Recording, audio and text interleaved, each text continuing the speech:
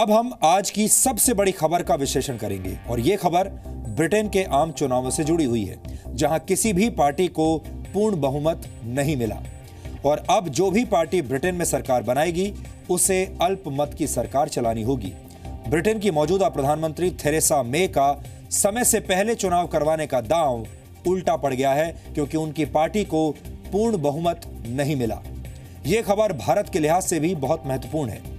Britain के चुनावों में भारत की क्या दिलचस्पी है और इसके नतीजों का हमारे भविष्य पर क्या असर पड़ेगा, इसके बारे में भी हम आपको आज बताएंगे। लेकिन सबसे पहले ब्रिटेन के चुनावी नतीजों से जुड़ी कुछ बड़ी बातें आपको पता होनी चाहिए। ब्रिटेन में कुल मिलाकर 650 सीटें हैं और बहुमत के लिए 326 सीटों की जरूरत होती है। ब्रिटेन में कुछ छोटी पार्टियों के अलावा दो मुख्य पार्टियां हैं, लेबर पार्टी और कंजर्वेटिव पार्टी। मौजूदा प्रधानमंत्री थेरेसा मे कंजर्वेटिव पार्टी से हैं और इस बार के चुनाव में उनकी पार्टी को 319 सीटें मिली हैं, यानी उन्हें बहुमत से 7 सीटें कम मिली हैं, जबकि लेबर पार्टी को 261 सीटें मिली हैं। ब्रिटेन में तय समय से 3 वर्ष पहले ये चुनाव करवाए गए हैं। पिछला चुनाव 2 साल पहले 2015 में ही हुआ था और तब 331 सीटों के साथ कंजर्वेटिव पार्टी ने जीत हासिल की थी। लेकिन पिछले वर्ष ब्रेक्सिट पर आए फैसले के बाद थेरेसा मे ने समय से पहले चुनाव करवाने का फैसला किया था। चुनावी नतीजों के बाद लेबर पार्टी के नेता जेरेमी कॉर्बिन ने प्रधानमंत्री थेरेसा मे से इस्तीफा मांगा है। लेकिन ताजा खबर यह है कि थेरेसा मे ने एक बार फिर से सरकार बनाने का दावा पेश कर दिया है और ऐसा बताया जा रहा है कि उन्हें डेमोक्रेटिक यूनियनिस्ट पार्टी का समर्थन मिल सकता है, जिसके पास 10 सांसद हैं। अब उन्हें 13 जून को ब्रिटेन की संसद में विश्वास मत हासिल करना होगा। उस दिन ब्रिटेन की संसद की पहली बैठक होगी और अगर थेरेसा मे विश्वास मत हासिल नहीं कर पाई तो फिर उन्हें इस्तीफा देना पड़ेगा। ऐसी स्थिति में लेबर पार्टी को सरकार बनाने का एक और मौका मिलेगा और फिर जेरेमी कॉर्बिन प्रधानमंत्री बन सकते हैं। लेकिन मौजूदा परिस्थितियों को देखते हुए इसकी संभावना कम ही लगती है। यहां आपको हम एक और जानकारी भी देना चाहते हैं। इससे पहले ब्रिटेन में 2010 में भी किसी भी पार्टी को पूर्ण बहुमत नहीं मिला था और तब कंजर्वेटिव पार्टी और लिबरल डेमोक्रेट्स ने मिलकर गठबंधन की सरकार बनाई थी। अगर यह चुनाव भारत में हुआ होता और किसी पार्टी को बहुमत से सिर्फ 7 सीटें कम मिलती तो इसे उस पार्टी की बड़ी जीत माना जाता, बहुत बड़ी जीत बताया जाता। लेकिन ब्रिटेन में ऐसा नहीं है।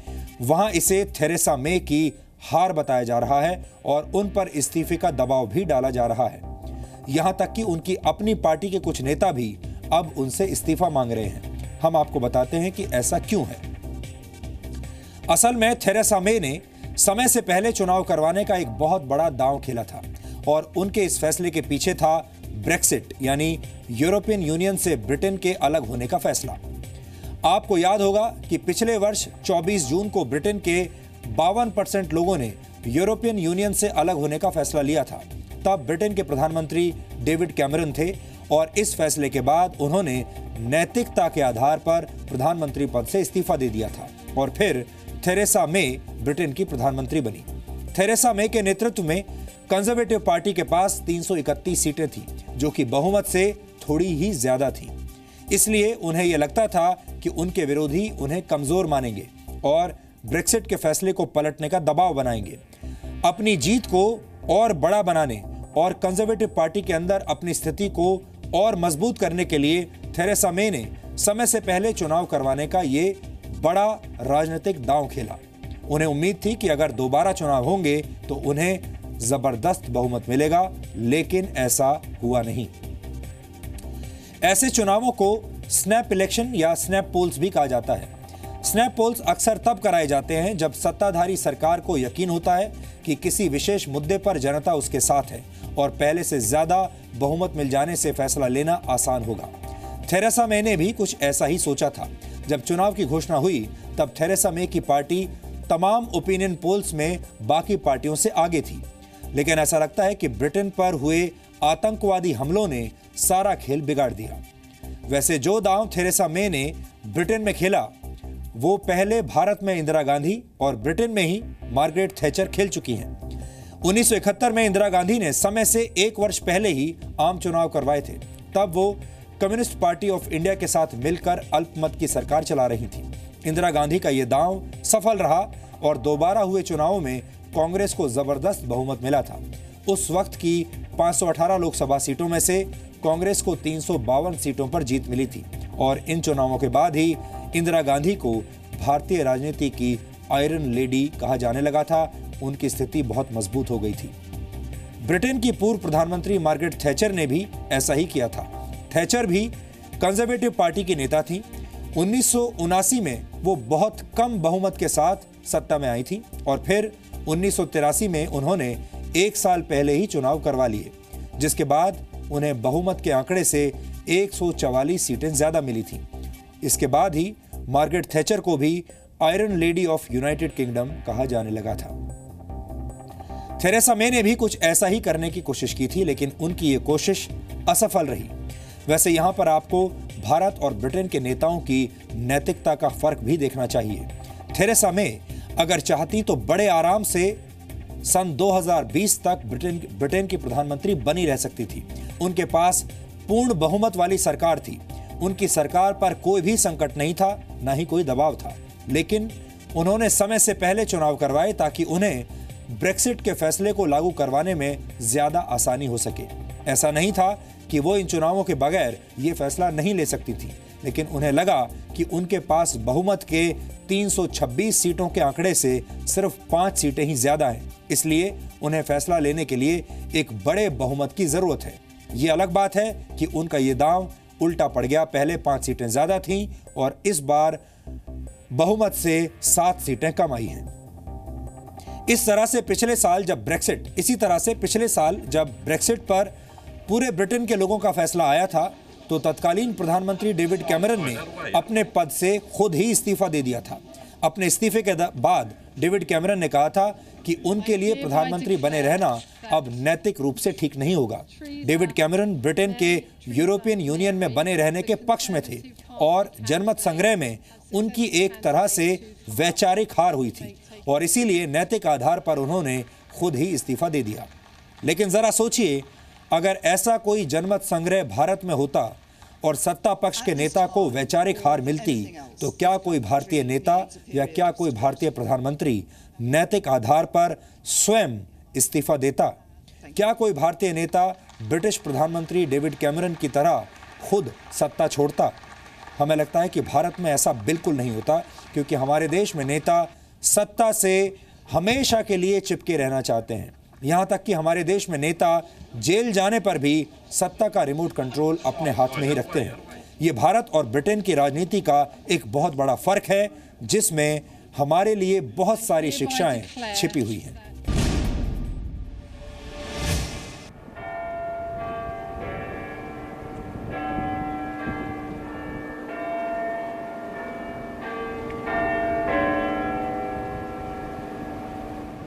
I have just chaired a meeting of the Cabinet where we agreed that the government should call a general election to be held on the 8th of June. Theresa May ने बहुत ही आत्मविश्वास के साथ Britain में आम चुनावों की घोषणा की थी, लेकिन उनका ये दांव उल्टा पड़ गया है। थेरेसा मे ने सोचा था कि 3 साल पहले चुनाव करवाने से पार्टी और देश में उनकी स्थिति मजबूत होगी और वो एक बड़ी नेता के तौर पर उभरेंगी। लेकिन आज आए ब्रिटेन के चुनावी नतीजों ने साबित कर दिया कि उनकी सोच गलत थी। थेरेसा मे की कंजर्वेटिव पार्टी को 650 में से सिर्फ 319 सीटें ही मिल पाई, जबकि उन्हें बहुमत के लिए 326 सीटों की जरूरत थी। लेकिन इसके बावजूद थेरेसा मे ने सरकार बनाने का दावा किया है। I have just been to see Her Majesty the Queen, and I will now form a government that can provide certainty and lead Britain forward at this critical time for our country. This government will guide the country through the crucial Brexit talks that begin in just 10 days. What the country needs more than ever is certainty.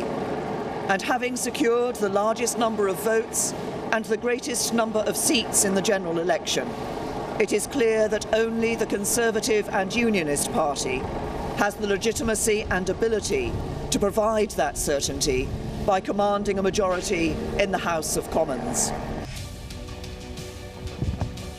वैसे आज आपको Theresa May का वो पुराना आत्मविश्वास भी देखना चाहिए जिसके दम पर उन्होंने समय से पहले ही चुनाव करवाने का फैसला किया था।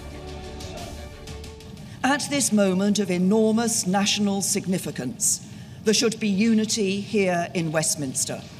But instead, there is division. The country is coming together, but Westminster is not. In recent weeks, Labour have threatened to vote against the final agreement we reach with the European Union. Our opponents believe, because the government's majority is so small, that our resolve will weaken and that they can force us to change course. They are wrong. They underestimate our determination to get the job done. And I am not prepared to let them endanger the security of millions of working people across the country. If we do not hold a general election now, their political game playing will continue. वैसे तो बहुमत से 7 सीटें कम मिलना कोई बड़ी बात नहीं है, लेकिन ब्रिटेन में थेरेसा मे का इस्तीफा मांगा जा रहा है। ऐसी मुसीबत की घड़ी में उनकी मदद की उत्तरी आयरलैंड की पार्टी डीयूपी ने, जिसके पास 10 सीटें हैं। इसका मतलब यह हुआ कि इन 10 सीटों के मिलने के बाद कंजर्वेटिव पार्टी 329 सांसदों के साथ सरकार बना लेगी। आपको यह भी बता देते हैं कि 10 सीटों के साथ किंगमेकर बनने वाली डीयूपी है क्या। डीयूपी उत्तरी आयरलैंड की सबसे बड़ी राजनीतिक पार्टी है। ब्रिटेन में यूनाइटेड किंगडम इंडिपेंडेंस पार्टी के उदय से पहले डीयूपी ही यूरोपीय संघ को लेकर सबसे ज्यादा आशंकित थी। इस बार डीयूपी ने अपना चुनाव अभियान ब्रिटिश गणराज्य को एकजुट बनाए रखने के इर्द गिर्द चलाया। ऐसा माना जाता है कि डीयूपी की नीतियां कंजर्वेटिव पार्टी के आसपास हैं। इस बार के चुनावों में सबसे ज्यादा लोगों ने मतदान किया था। 1997 के बाद ब्रिटेन में सबसे ज्यादा वोट पड़े थे। इस बार ब्रिटेन के कुल 69% लोगों ने मतदान किया था।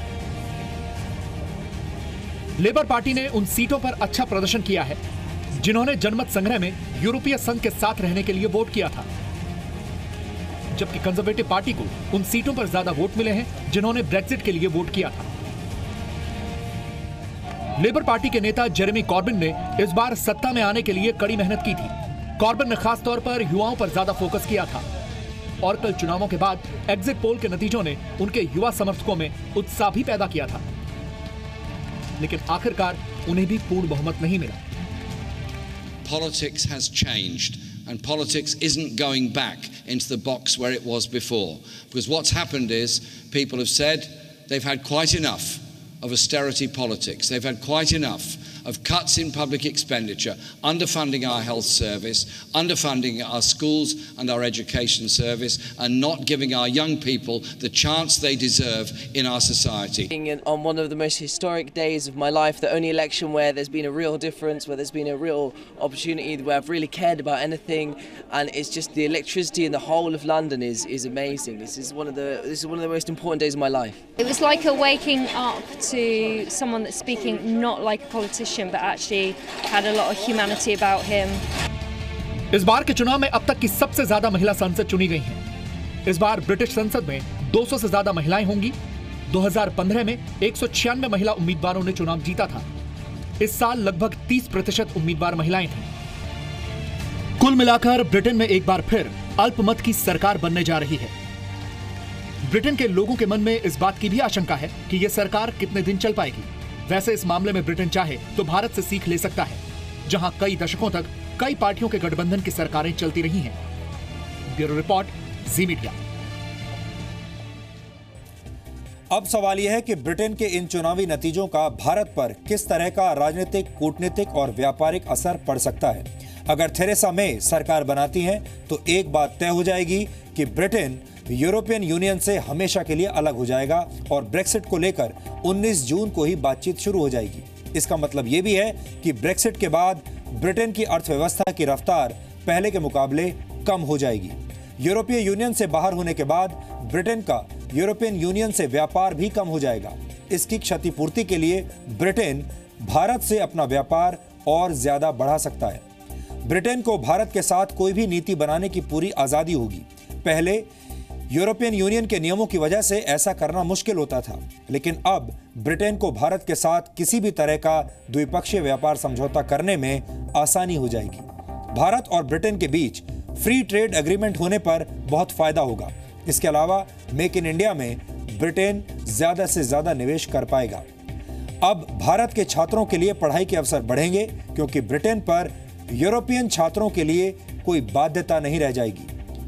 थेरेसा मे जब ब्रिटेन की प्रधानमंत्री बनी थी तो उन्होंने सबसे पहले भारत का ही दौरा किया था, लेकिन तब उन्होंने इमिग्रेशन के नियमों में बदलाव किया था और भारत समेत दुनिया के बाकी देशों से ब्रिटेन आने वाले लोगों की वीजा फी बढ़ा दी थी।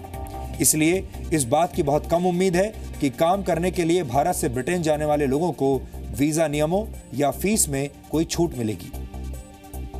कंजर्वेटिव पार्टी के मैनिफेस्टो में यूरोप के बाहर के देशों से आने वाले कामगारों के लिए भी एक चार्ज लगाने का जिक्र था।